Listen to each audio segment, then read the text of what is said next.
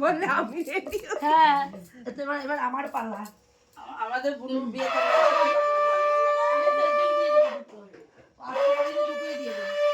বাবা দুজনেরটা আমার কথা আসতে পারিনি। একটু তোর কর্তারটা কই?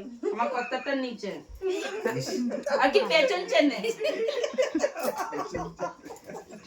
কথা বাড়াও কেন তুমি এখানটায়? এ পুতুল বাজায় আমি বাজাতে পারি। ওকে উলু দাও, উলু দাও, আমি দেব না কারণ দাঁড়াও। ওর বোনকে তো দিবি না দিবি